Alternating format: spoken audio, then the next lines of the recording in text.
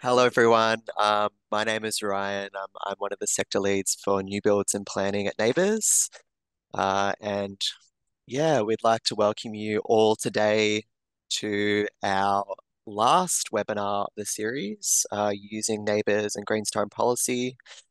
And I'll be one of your hosts for today's webinar. So we just have some attendees piling into the webinar as we speak. So we'll just wait a couple of moments just to uh, have some numbers come in. Just some general housekeeping. We'll be recording this session this afternoon and we'll be making it available for all participants to watch. We'll also be following up with a PDF copy of the slides as well, just so you have some further reference material to follow up with after the webinar as well. Um, so just give it a couple more moments just so we can have some more people join us and we'll get kicked off shortly. Okay, let's kick off. As I said, welcome everyone. So if you can go to the next slide, please. I'd also really like to extend a warm welcome to our friends at the Green Building Council of Australia, who are joining us today as co-hosts for this webinar. I'm myself at NABERS. I'm joined by Monique Alfries, our head of market transformation, and Michael Durney, one of our technical officers. And I'd like to extend a warm welcome to our friends at the GBCA. We have Katie Dean, Senior Policy Advisor, and Dejan for our Manager of Future Focus Rating Tools. So warm welcome to both of you. And I'd just like to begin this session today by taking the time to acknowledge that we meet today on many Aboriginal lands across Australia. I'm on Gadigal land of the Eora Nation this afternoon, and we'd really like to acknowledge the traditional custodians of these lands. We show our respect for elders past and present, and we also acknowledge any Aboriginal people joining us today for this webinar. So what we'll be covering today in the webinar, I'll hand over to Katie for this one. Thanks, Ryan, and thanks for having us here today. So today we're going to do a very quick recap of the webinar series, so the other webinars that we've held on Performance Gap. Today we'll be looking at principles of referencing rating tools in policy. We'll cover off a few case studies and examples of good policy and some policy that may lack critical information. Then we're going to workshop those a little bit and hopefully get a chance to dive into some of your own questions and examples. And then we'll wrap it up with some key takeaways and some further questions. Now we're going to recap the webinar series. So all of this information is available already, but we've been undertaking a series of webinars over the months of September and October. So firstly, we explored design and performance and what that really means and how you can link the design occurring in the planning phase to performance in the operation phase. We then covered in our second webinar why referencing sustainability rating tools like Green Star and NABERS in policies and clauses are really beneficial. In our third webinar, we covered the New South Wales Sustainable Building SEP, how it evolved and what problems it solved. And we're now up to our last webinar in this series, which is putting all of these learnings in webinars 1 to 3 into practice and talking about how you can use NABERS and Green Star in your policy at different levels of government. So just giving a brief recap of the webinar series to date. So in the first webinar, we were discussing the problems. So essentially all buildings across Australia emit a quarter of our emissions. And we also know that buildings in operation use much more energy than what we anticipate during the planning and design phases. Governments at all levels, from local to federal, have net zero targets in place. And so addressing building emissions is a key component of meeting these net zero targets.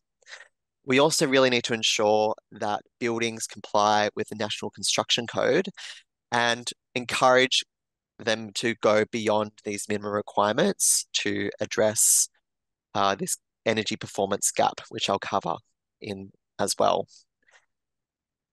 So, what is the energy performance gap? So, the energy performance gap is the difference between the predicted and actual energy consumption in operations. So, we've been working really closely with the GBCA to quantify this gap in Australia.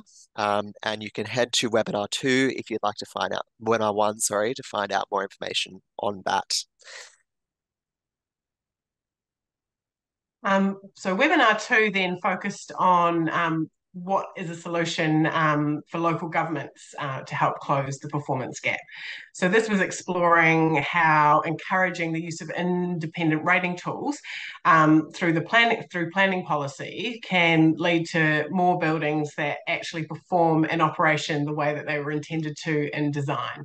So this just gives you a little bit of a snapshot of the planning process. NABERS as a rating tool continues where the planning influence drops off, so it measures actual consumption.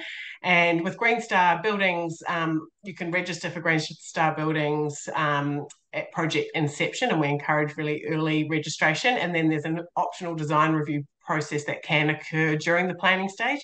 And then certification is awarded following practical completion of buildings.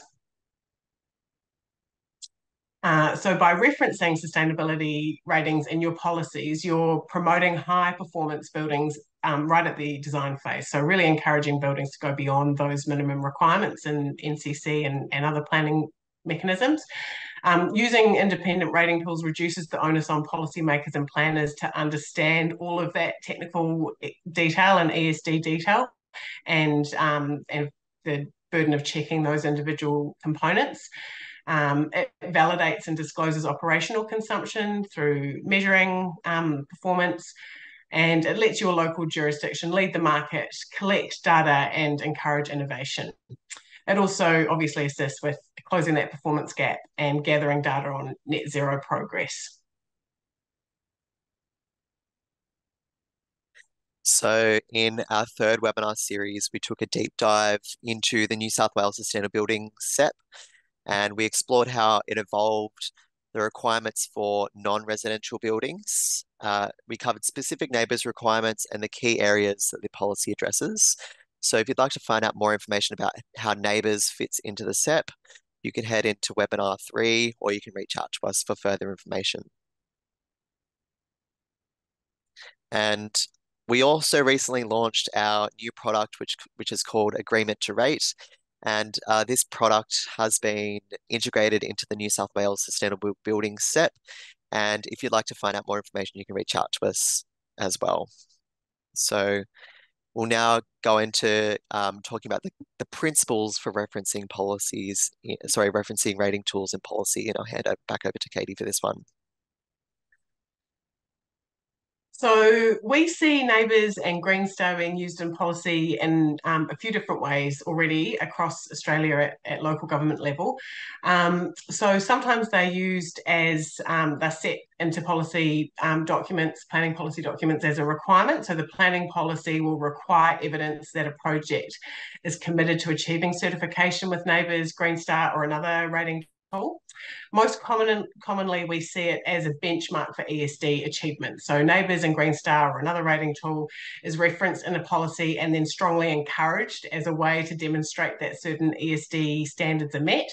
And we also see it as an incentive. So sometimes policies will offer various different incentives. We see reductions in infrastructure contribution charges. We see height bonuses, density bonuses, but that's conditional on demonstrating that a project is committed to achieving NABERS, Green Star, or another certification. And so, sorry, we'll be covering four principles as we go through our workshop this afternoon. So, and this really applies to both NABERS and Green Star about how you can reference Green Star in rating tools as well as NABERS. So if you keep these four and there's like an optional five, fifth principle as well in mind as you go through today's workshop, it will be really beneficial. So firstly, we're going to define the development types that are affected. So what building stock in your local government area that uh, fall under these policies you're looking to implement. We're going to just prescribe the requirements. So what are the minimum requirements that these building stock have to meet to to be eligible for these policies? We're going to be referencing the actual rating tools themselves and identify when along the process these rating tools are to be used. And there's a fifth one as well. So this one has been included in this New South Wales Sustainable Building SEP, which essentially describes the implication if minimum requirements are not met. And so this potential fifth solution may be beneficial as well, depending on the type of policy that you're looking to implement. So we're also going to be going through a series of case studies today, and we also encourage you to bring your own examples to the workshop too. But I'll hand over to Katie to run through our first example. So just to start off with, we thought we would include an example that has great objectives and great intentions, but the wording may lead to unintended outcomes. So this council's policy states that development applications for commercial buildings and multiple dwelling developments need to demonstrate a certain level of ESD will be achieved. And so the policy statement says developments must demonstrate they're capable of achieving a minimum 5-star Green Star rating. So that's great. Green Star is referenced in there, but the language capable of achieving can leave things a little bit open to interpretation. So it's not actually asking that a Green Star certification will be achieved. It's just asking the project to prove it could potentially get a certification. So that can lead to a little bit of I guess a grey area in terms of what actually gets delivered in terms of evidence to council. Another statement within the policy says developments must provide preliminary sustainable design assessment report using the Green Star design and as-built rating tool. So great to have an SDA report. Just noting here that if you're talking about a specific type of Green Star rating tool, that policy may become outdated as time goes by and rating tools evolve. The third statement there says this is a self-assessment and does not require certification from GBCA. However, it must be prepared by a Green Star accredited professional. So great to have someone experienced with Green Star involved in your project, and self-assessment for achievement of ESD requirements is obviously great, but referencing Green Star and GBCA and not encouraging certification can again be a little bit tricky. It can lead to greenwashing if projects feel like they've achieved a certain level of Green Star, even if they haven't had that certification. We sometimes see projects talking about achieved Green Star standards. It can lead to sort of issues of equivalency where a project says it's equivalent to Green Star, but without that independent certification, it can be a bit of a tricky area. So it's just things to watch out for in wording policies. So we're going to be going through a series of case studies today in the workshop component of the webinar. So the first case study that we'll be covering is the City of Sydney's local environmental plan that has net zero targets embedded for development approvals. And we'll be running through the policy a bit later on in the actual webinar itself, but the intention of it is to set higher minimum requirements than what is currently outlined in the New South Wales Sustainable Building SEP that was implemented. It targets for development consent. It won't be granted until the development is capable of achieving best practice in energy performance. And we'll also be covering the Sustainable Buildings SEP as well. And so the intention of the Sustainable Building SEP is to link the design phase and performance in operation. It also creates multiple touch points during the planning process to link the building's design and energy efficiency to the actual performance of the building as well. It's also intended to minimize consumption of energy and water and promote efficiency within these buildings. It's also promoting disclosure of these buildings by getting a NABERS rating as well in operation. It also mandates the start of collecting embodied carbon data that relates to buildings, so further initiatives can be undertaken in the future. And ultimately, it's really beneficial to reduce greenhouse gases emissions and in relation to energy use for both residential and non-residential buildings. Um, Case study number three is the Waverley Development Control Plan. So they have some really clear objectives for what they want to achieve in the DCP. So passive design and thermal safety, water conservation, indoor air quality, and also renewable energy and energy efficiency. So the way that they are looking to I guess, verify that energy efficiency achievement is they reference a Green Star energy assessment and also NABERS commitment agreements. So the DCP asks for an energy assessment report for certain types of projects, and their aim is that developments will have a 30% reduction in greenhouse gas emissions compared to a reference building, so like an average building. The report needs to be submitted prior to the issue of the construction certificate, and it needs to include a completed greenhouse gas emissions calculator, which is part of one of our Green Star tools or an equivalent.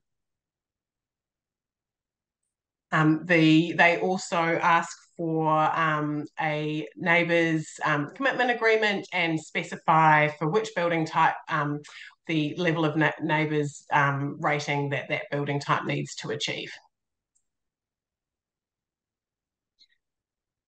So we'll be going on to our workshop component of the webinar. So if you have any questions, please pop them into the chat so we can definitely answer them as we progress through.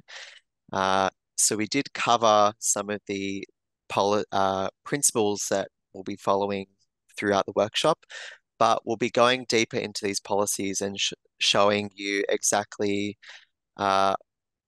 what where these principles lie and how you need to follow these principles in your own policy as well. So we'll go into the first example.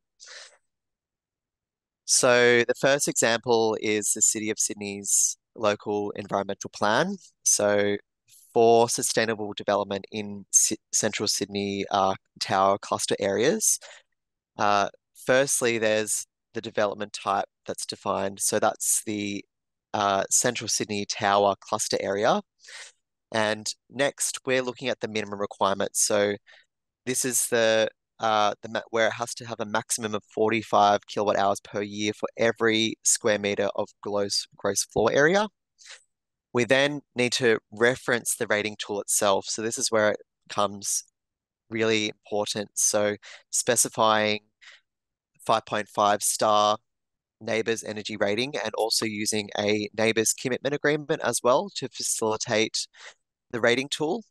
And for the Green Building Council of Australia, they also have credit requirements built in for Green Star buildings. So as you can see there, it specifies credit achievement for energy use in relation to their Green Star buildings tool. So it's a very flexible pathway. So it either means Green Star and NABERS being used together to ensure performance. And we'll go into our next example. So our next example is the sustainable building SEP. So this is a fairly long example of policy. So essentially we have in the first slide shows the development types being affected by the policy. Very high level, this is the non-residential component of the development that's referenced here. And we'll go over to the next slide to show um, what this means in terms of what a large commercial development means and what sort of considerations it also means as well for embedding neighbours' commitment agreements as well in place too. And the last component is the more explicit part. So we're referencing a 5.5 star neighbours energy rating to be achieved. In operation, we're also specifying for hotel or motel accommodation a 4 star neighbours energy rating, and for service apartments a 4 star neighbours energy rating as well for energy use. And in water use, there's a 3 star neighbours energy rating. So essentially specifying these rating tools to be used, and also the thresholds is really important as well.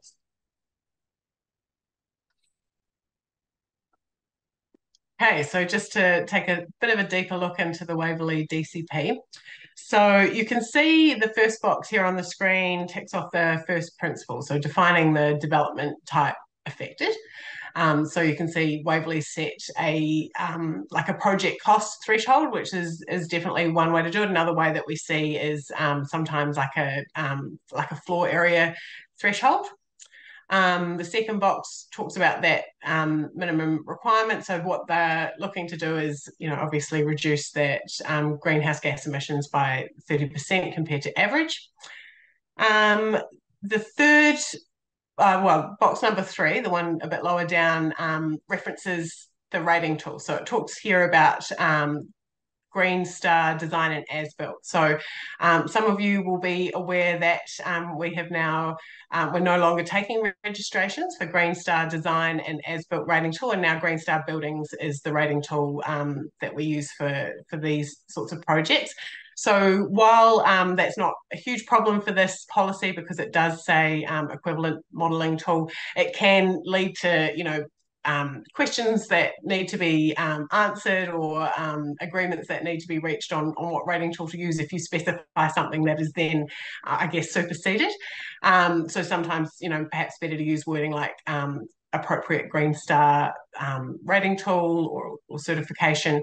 So that's just something to be aware of when writing policy. And I think, yeah, the fourth principle there is also identified. So that is they need to see that information before the issue of a construction certificate for development.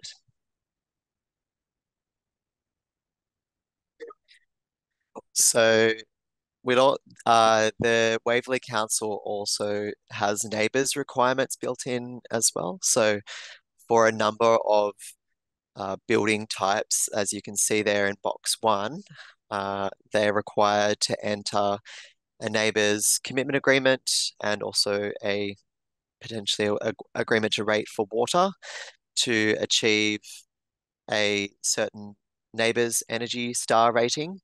And for each of those building types there, we have the office building extract there, but for the other building types, there is a neighbours energy star rating that must be achieved in operation.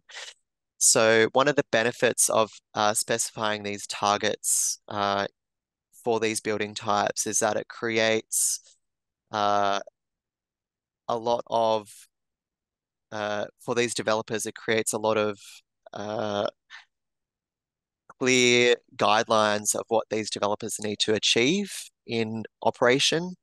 Uh, but in policy, as you may know, it takes a long time for these changes to take place. And so setting targets that are appropriate to your LGA is really important as well, rather than setting broad brush targets, just because given the time frames for these to take place, it's really important to set to balance the level of ambition with the buildings that can be achieved uh, in the time frame that the policy lasts for.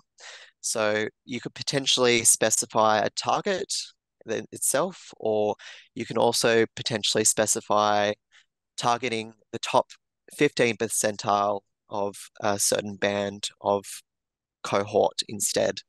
So this is just potential that you can do. So we really encourage you to come speak to us both at NABERS and the Green Building Council of Australia to assist you with your policies.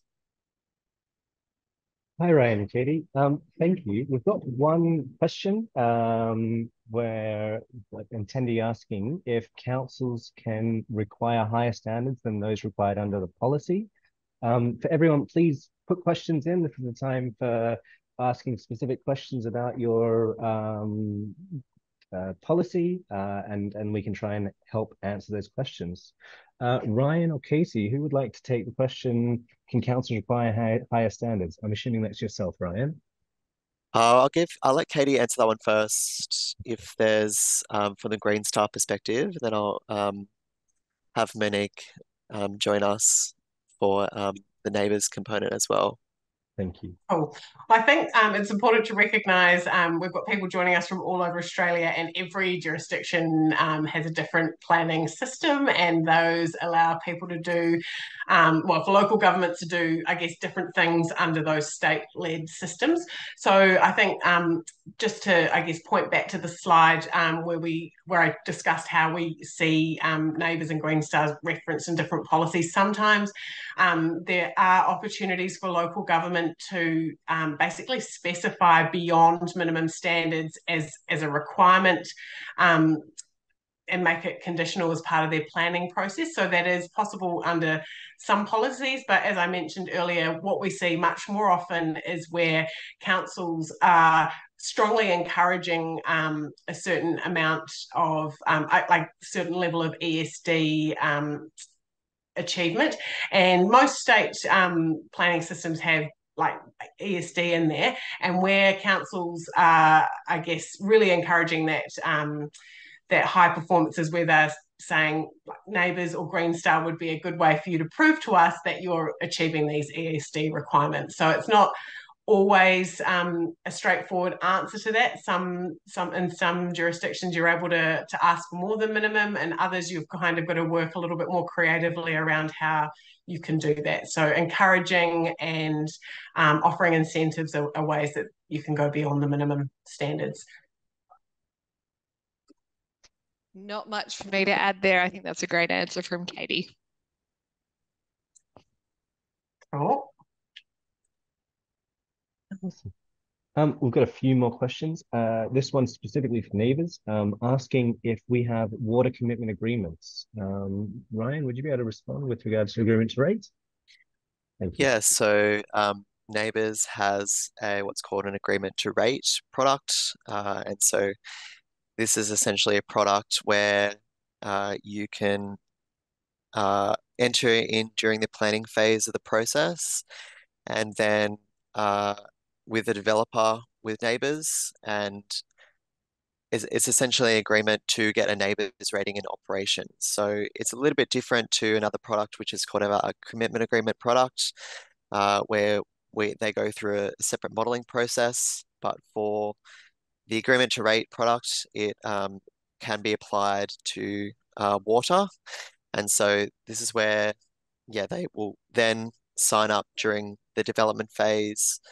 And then this can be checked at various stages through the development approval phase. And we have a public register available for agreement to rate where councils can check throughout the compliance process that the developer is meeting those requirements.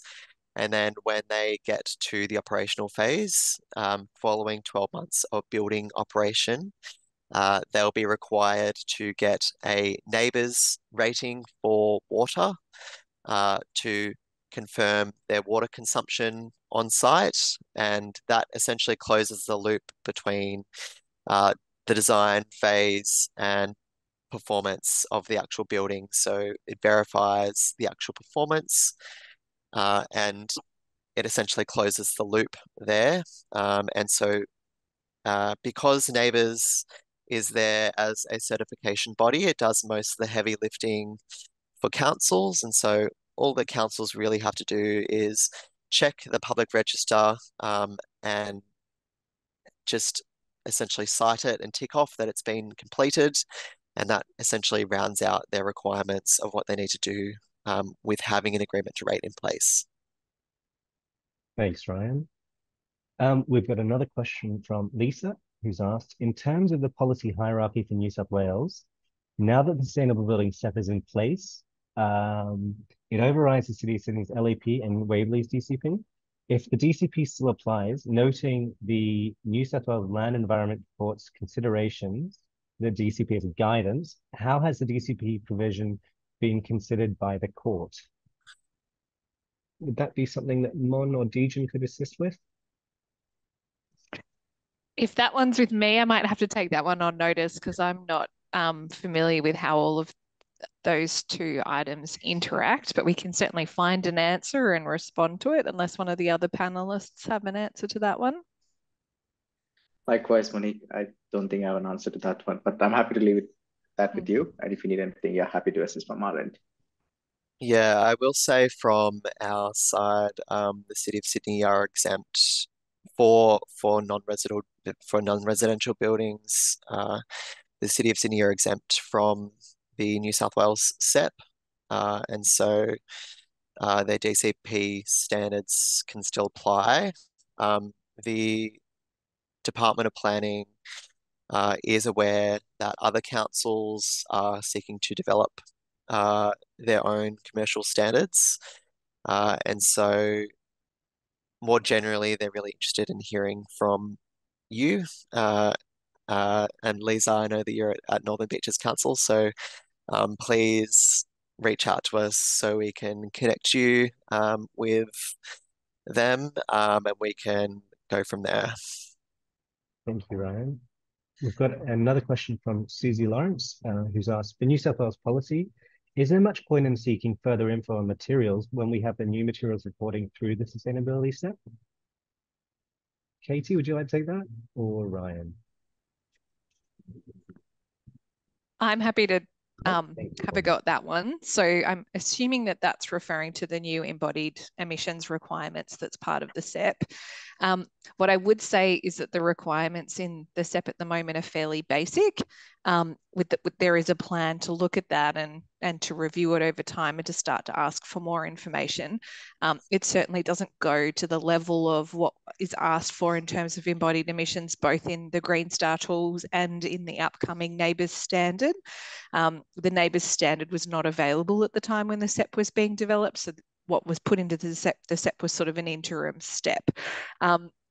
So what we've been doing when we've been working with policymakers more recently is asking for, where they're able to, an additional requirement on top of what's in the SEP to say that's fine that you're collecting information on the building materials, but the next step is actually to get some form of certification, whether it be through the Green Star scheme or the NABERS embodied emissions standard and rating tool, which should be available next calendar year. So it's a good starting point, but if you're working on your own policies, more than happy to have a conversation with you about it in terms of what else you could be asking for in terms of the next step, because it's really only taking sort of a very small initial foray into that area when really there's a lot more that needs to be done.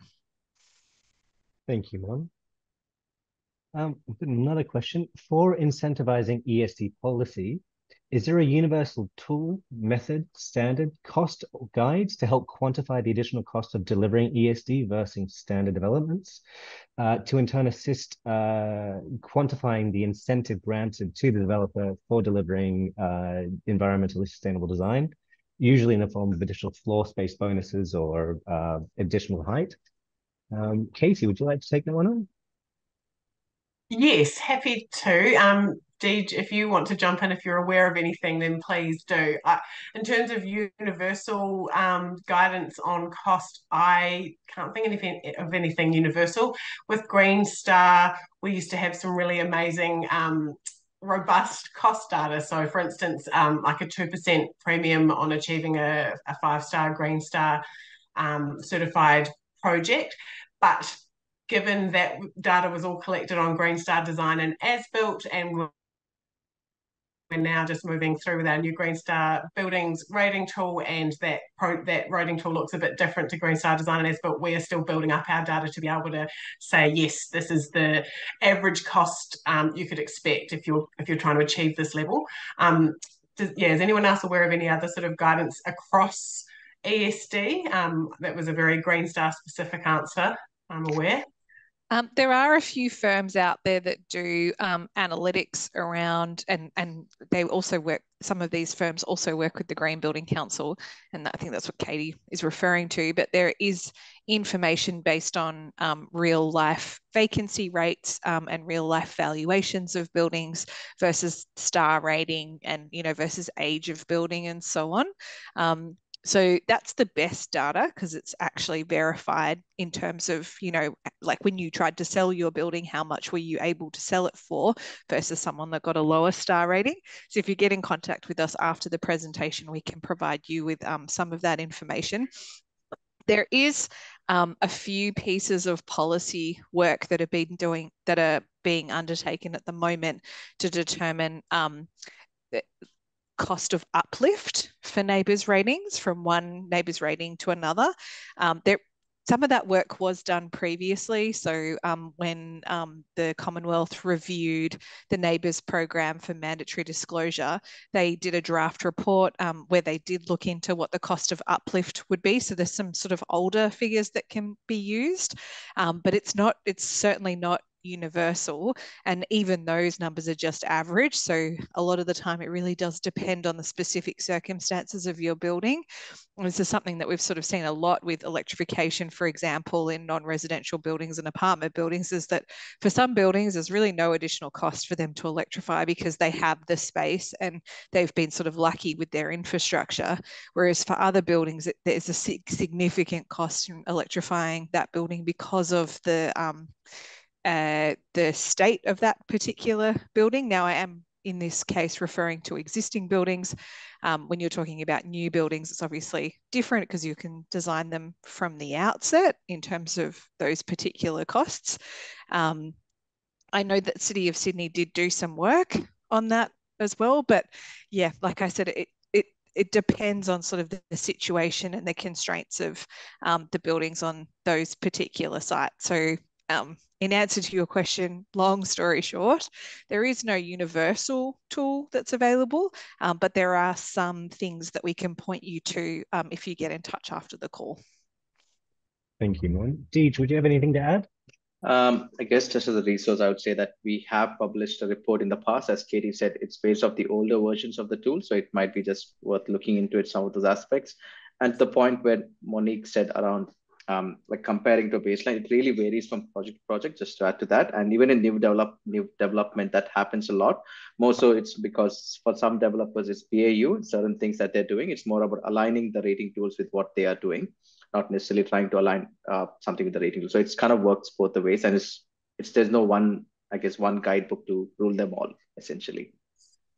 Thank you very much, Deej. If I could just add that I guess comes back to the point we'll probably make a few times in this session, that if you are thinking of putting incentives or policies in place, come and chat to us about how that can work, because all of these situations can be slightly different, and we might be able to give you, I guess, a little bit of guidance on how writing these sort of references to these rating tools can play out, given the sort of, area that you're working in or the type of development you're looking at. So we're always happy to help where we can with providing that sort of, I guess, guidance on what that policy could look like and what those incentives could look like. Thank you, Katie. We've got a question from Kent Bull from South Australia Health. With the Sustainable Building SEP, do you know whether there are any penalties for developers who inaccurately report embodied emissions? If there are energy efficiency shortfalls identified and developers are required to rectify them and implement strategies to meet energy efficiency standards rather than solely relying on offsets? Can I send this one to Ryan? Yeah, you can. I won't comment specifically on the SEP itself for that. I would recommend reaching out to our government friends at the Department of Planning. They'll be able to answer the first part of the question. For the second part of the question, um, if they are able to, under the neighbours commitment agreement process, developers are required, well, the building owner is required to get a neighbours rating in operation to confirm the target set at the outset of the commitment agreement. And so during this phase, there may be, if the building doesn't meet its first, if the building's first neighbours rating doesn't meet the target that's set, there may be some particular adjustments that may need to be made during the tuning or further tuning commissioning of the building to ensure that it meets the target. Under the process we do allow a second neighbours rating to take place to confirm the target has been met in the commitment agreement.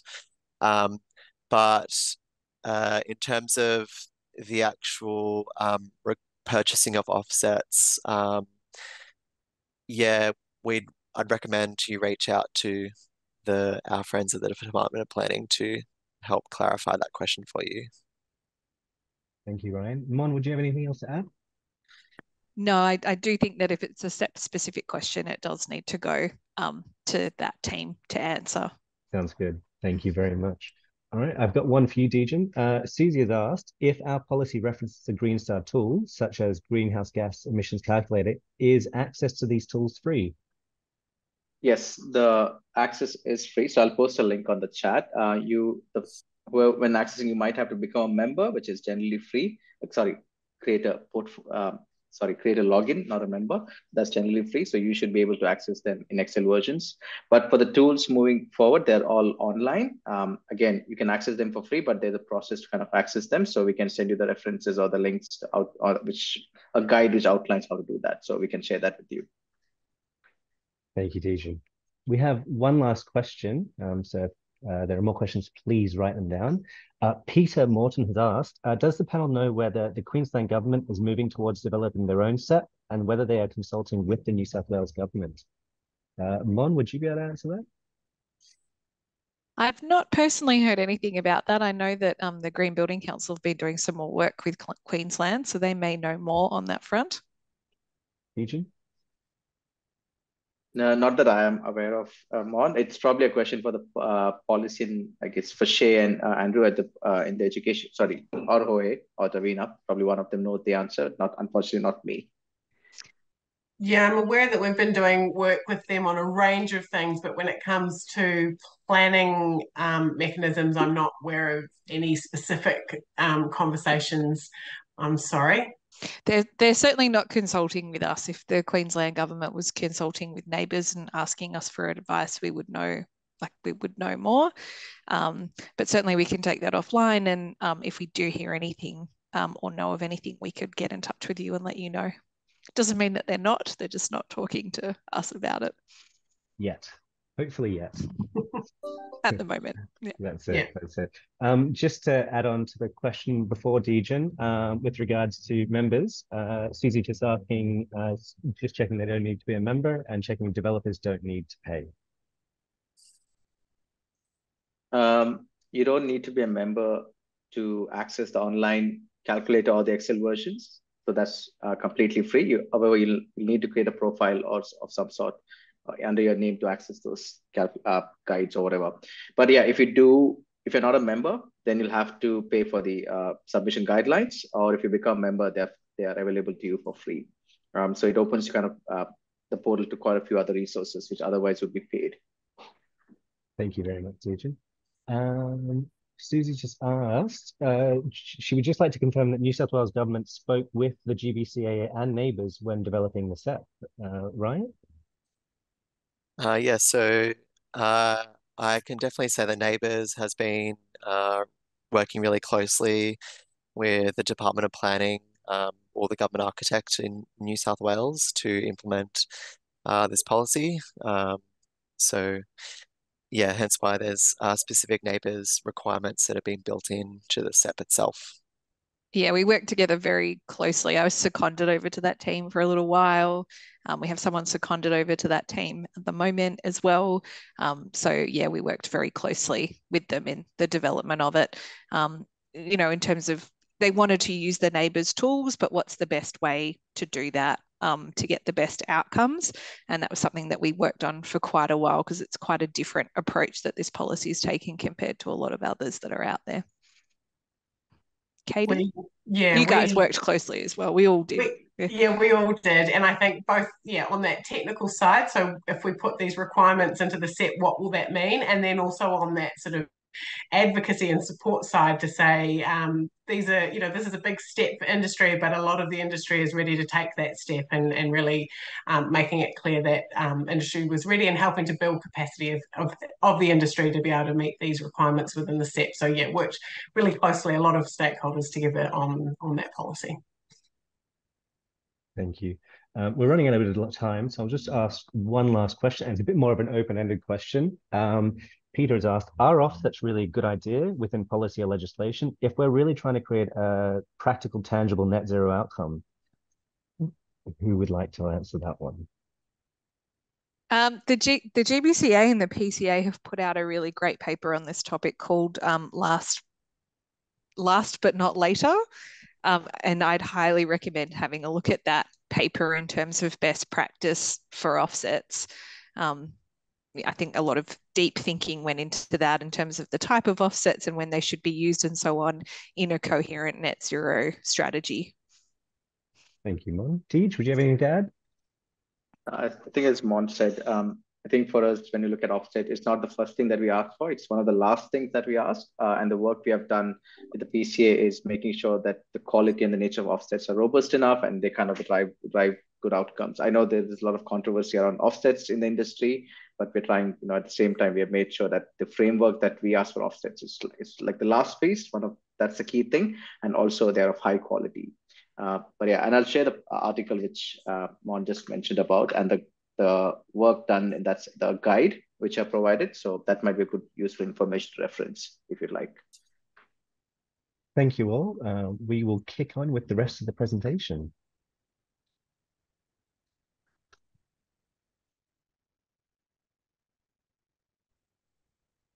Great. So we'll next jump to the key takeaways. So Katie, can you take us through the first one?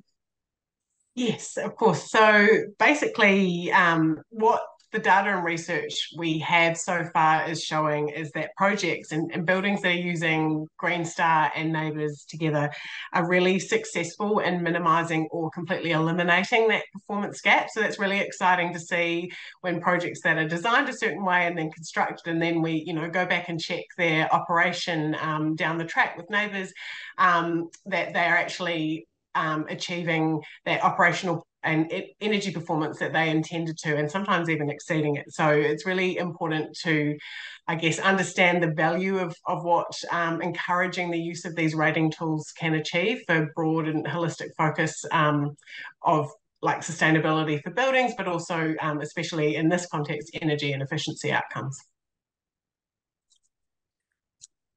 So referencing rating tools like Green Star and NABERS is really important in policy because both Green Star and NABERS have been around for a very, very long time in the building industry, especially in the non-commercial space. So we really are a framework and to be there to push building stock to a higher ESD outcomes. Both bodies themselves are independent certification bodies, and so we're really there to provide quality assurance to your local jurisdiction, and we are there to check compliance once buildings pass through the construction phase and go into operation.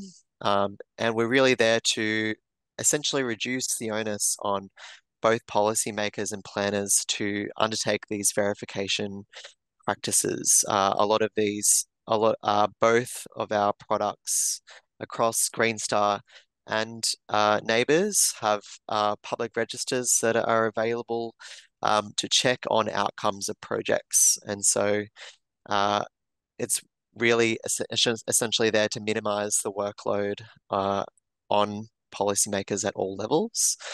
And having operational ratings, well, a NABERS rating in place, can make ESD and ensuring efficiency outcomes measurable and verifiable as well.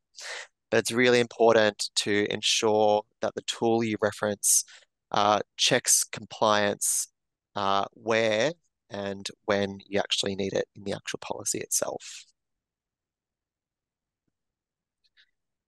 So couple of the main points that hopefully have come across strongly today is that the policy wording, the way you write these policies and reference the rating tools is critical. So come to us whenever you're considering updating policy, or if you're having issues with any existing policy or wording that you're considering, because we really want to make sure that we reduce the risk of loopholes and reduce any unintended outcomes that can occur if policy wording is just a bit off.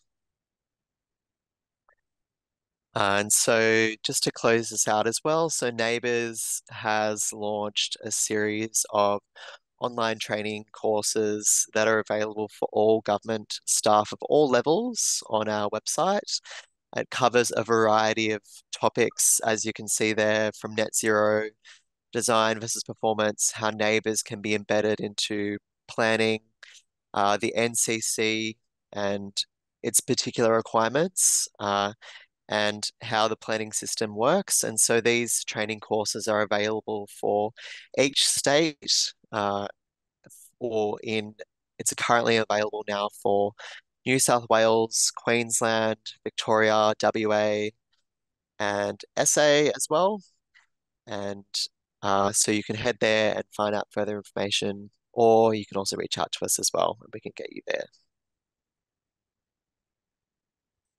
We also offer a range of training over at GBCA, so we cover a huge array of topics. So obviously we do a range of different courses that focus on Green Star, both the sort of foundations and advanced, but we also cover off a really wide range of other topics that touch on the space in which we work. So electrification and net zero and climate positive, sustainable development. So we offer a range of webinars and masterclasses online, live, and then there's stuff that you can go back to that has been delivered previously, and in-person events too around the country at different times. So jump onto our website to see what education and events we've got coming up. Great. Well, that pretty much wraps us up for our last webinar in the series. I'm Ryan, and you can see my contact details there if you'd like to reach out to me. And I'd also really like to extend a warm thanks to Katie as well, who's been there with us co-hosting this series from the start. And you can see Katie's details there as well. Well, thank you so much for having us, NABERS team. We love to work with you, and it's really lovely to have the opportunity to connect with our local government friends. Great. And we'll be following up this webinar session with the recorded version, so you can come back to this at any time to catch up again. And if you have any further questions, please pop them in the chat so we can follow up with you after the webinar session and we can share them around. Or else I'd like to say thank you very much for attending the session today, and hope you have a great afternoon. Thank you.